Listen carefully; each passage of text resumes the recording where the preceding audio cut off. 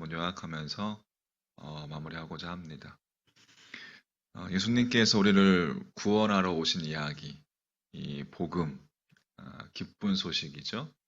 내가 애써 노력해서 구원을 쟁취하려는 게 아니라 나는 구원이 필요하고 구원은 나의 노력이나 행위로 일어나지 않고 오직 예수님이 이루신 일에서 난다는 것을 우리는 믿습니다. 할렐루야. 마태는 예수님의 탄생 기사를 우리가 기록한 이유를 우리 첫 번째 우리가 묵상하면서 예수님께서 부활하셨기 때문이다 라고 이렇게 이야기해 주었습니다. 당시 주님의 부활을 통해서 제자들은 영적인 눈을 뜰 수 있었고 또 구원자 메시아 대신 예수 그리스도를 볼 수 있었고 예수님의 이 땅에서의 삶을 돌아볼 수 있었어요. 그래서 그들이 기록할 수 있었고 우리는 그렇게 마태복음을 통해서 주님의 탄생에 대해서 첫 번째 묵상해 보았습니다. 두 번째는 예수님의 족보에 등장하는 여인들의 이름을 통해서 기억나시는지 모르겠어요. 우리에게 주시는 메시지를 살펴봤죠. 다시 말해서 예수님께서는 하나님의 구원은 유대인들에게만 국한되는 것이 아니라 온 세상 모든 사람에게 미치는 은혜라는 것을 깨닫게 되었습니다. 오늘날 우리에게도 예수께서 이루신 일을 여러분 믿음으로 받아들임으로 하나님 앞에 설 수 있는 것입니다. 세 번째, 우리는 예수 그리스도가 곧 하나님 자신이다 라는 사실을 확인했습니다. 사도 요한은 예수 그리스도가 말씀이신 하나님이라 그렇게 이야기했고 바울은 예수님 안에 신성의 모든 충만이 거한다고 이야기했고 또 사도 베드로는 예수 그리스도는 우리 하나님이시다라고 증거했습니다. 따라서 예수님이 하나님이라는 사실을 우리가 믿는다면 우리 삶의 근본이 바뀌어야 한다. 다시 말해서 매 순간 하나님의 인도하심을 받는 삶, 그것이 그리스도인의 모습이어야 한다라고 이렇게 이야기했습니다. 자, 네 번째, 우리는 요셉의 따뜻한 의로움에 대해서 묵상했습니다. 마리아가 잉태됐을 때 조용히 끊고자 했던 요셉의 모습. 히브리적 관점에서 의로움이라는 것, 그 의로움이라는 것은 하나님의 성품을 갖는 것, 또는 하나님의 성품을 담는 것, 그렇게 이야기했죠. 기억나시죠? 금요일날 했던 것 같은데, 요셉의 따뜻한 의로움과 극률의 마음이 하나님의 성품을 닮은 자라는 사실을 알 수가 있었고 우리도 그렇게 하나님의 성품을 닮아서 하나님의 말씀을 분별할 수 있는 믿음, 영성이 되어야 된다. 이렇게 얘기했습니다.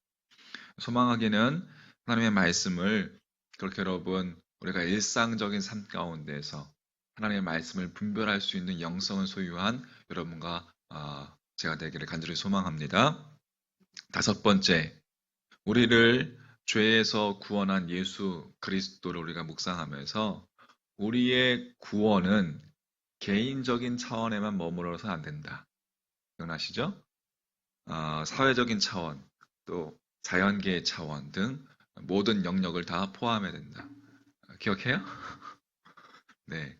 그래서 예수 그리스도의 은혜에 우리가 응답하며 그의 뒤를 따라가는 성화의 삶으로 연결되어야 된다. 이렇게 하겠습니다. 여섯 번째, 임마누엘에 담긴 개념에 대해서 살펴봤어요. 즉, 예수 그리스도는 하나님이시고 참 하나님이시고 참 인간이시며 언제나 우리와 함께 계시는 분이시다는 사실이죠. 그래서 그 주님을 우리의 삶의 중심에 모시고 우리가 주님을 바라볼 때에 우리와 함께 계시는 하나님께서 영원히 함께 계실 것이다 라고 이렇게 이야기했습니다. 임마누엘 하나님이신 예수 그리스도. 일곱 번째, 예수 그리스도가 구약의 성취자이시며 최종적인 해석자이시며 완성자라는 사실입니다. 이 말은 우리가 성경을 이해함에 있어서 그리스도가 항상 중심이 되어야 한다라는 것을 의미하는 거예요. 하나님의 말씀을 살필 때에 누가 중심이 되어야 된다? 예수 그리스도가 중심이 되어야 된다. 동시에 우리의 삶의 최종적인 권위가 누구에게 있다? 예수 그리스도여야 된다. 라는 실천적인 뜻을 내포하고 있고 그렇게 예수로 살아내는 것이 중요하다는 것을 우리가 묵상했습니다. 여러분, 오늘도 오늘 하루의 삶이 주님으로 호흡하며 주님으로 살아가는 삶이 되시기를 주의 이름으로 축복합니다. 8번째, 오늘날 크리스마스는 나에게 어떠한 의미로 다가오는가? 어떤 크리스마스인가? 우리는 크리스마스를 우리들만의 축제와 우리들만의 기쁨이 되어서는 안 된다고 이야기했습니다. 언제나 본질로서 예수를 놓치지 말아야 된다.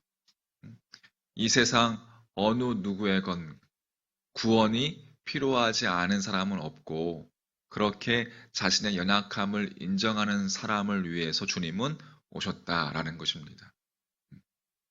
언제나 본질로서의 주님, 회개하고 예수님을 통해서 우리가 하나님 앞에 나아가면 하나님께서는 우리를 받아주시고 우리들 삶 가운데 역사하실 뿐만 아니라 나 같은 죄인을 통해서도 일하시기를 기뻐하시는 분이 하나님이시다. 할렐루야. 9번째, 우리 내면에 여러분 잔재해 있는 우리 내면 속에 잔재해 있는 작은 헤롯 왕을 보았습니다. 우리는 하나님을 내가 바라는 방식대로 하나님께서 복을 주실 수밖에 없도록 하나님을 길들이려고 하고 또 누군가 나에게 다가와서 너의 삶의 주관자는 너가 아니고 너가 네 마음의 왕이 될 수 없어 라고 할 때에 어떻게 반응하는가에 대해서 살펴보았습니다.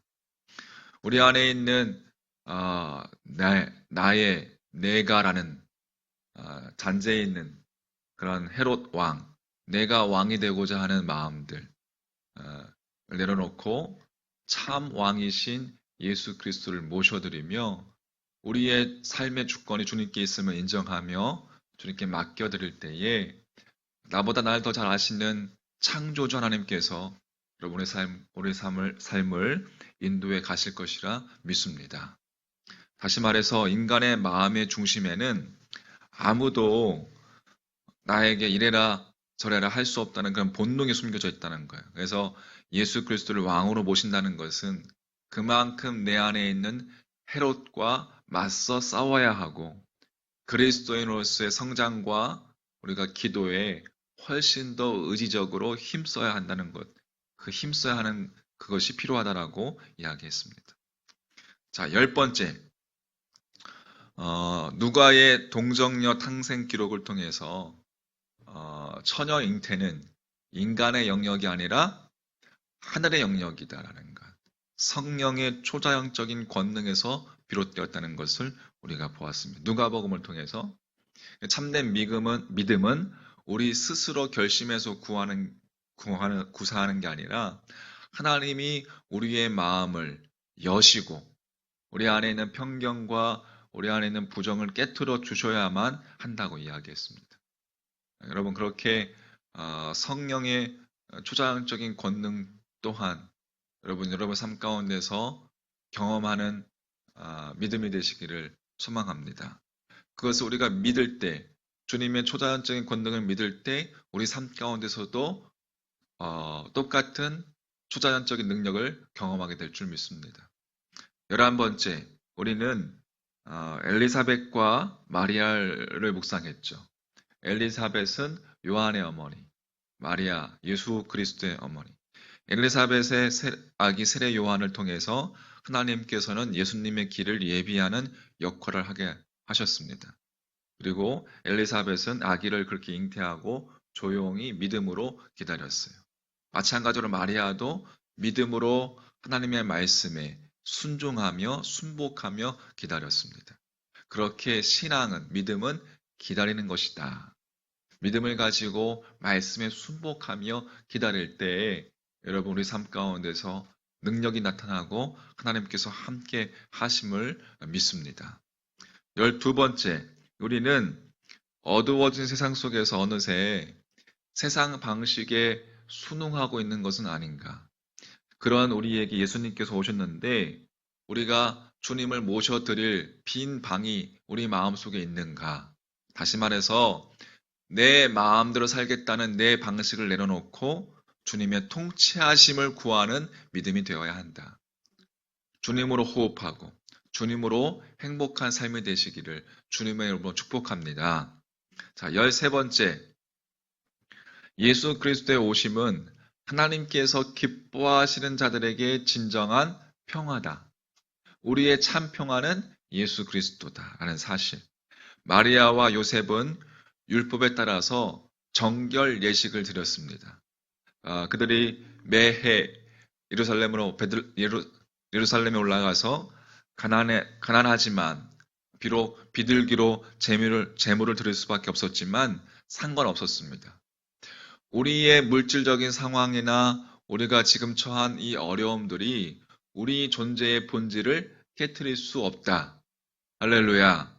진정한 평화이신 예수 그리스도와 우리 함께 하시기 때문에 우리의 본질, 우리 존재 자체를 하나님의 자녀라는 사실을 결코 깨트릴 수 없다는 사실. 참 평화이신 그 주님을 만나시기를 또한 간절히 소망합니다. 자, 14번째. 우리는 하나님의 말씀을 생각하고 마음에 새기는 태도가 중요하다. 기억나세요? 그때의 하나님의 메시지를 깨달을 수 있다는 것이죠. 주님의 말씀을 우리가 듣고서 생각하고 우리의 마음에 새기는 태도가 중요하다. 크리스마스는 그렇게 하나님과 화목해지고 또 사람과도 화목해지는 진정한 평화를 선포하는 날이 크리스마스고, 그렇게 크리스마스의 통제권이 예수 그리스도에게 있음을 신뢰하면서 예수가 나의 구세주이심을 보라! 라고 이렇게 외쳤습니다. 주님의 오심을 우리가 볼 때 우리 안에 있는 두려움과 우리 안에 있는 어두움은 조금씩 물러가게 될 것입니다. 마지막으로 우리는 예수님께서 성장하는 과정을 통해서 자녀를 양육할 때에 우리는 하나님의 은혜로 자녀를 키워야 된다 이렇게 이야기했습니다. 그런데 여러분, 세상 속에서 살다 보면 주변에 많은 부모들이 그렇듯이 믿음의 부모들도 우리가 세상의 방법에 의존하는 모습을 볼 때가 있고, 또 우리가 그렇게 세상의 방법에 의존하는 모습을 갖게 될 때도 있습니다. 하나님의 은혜로 키워야 된다는 것을 알지만 그것을 방해하는 요소들이 너무 많은 것을 보게 됩니다.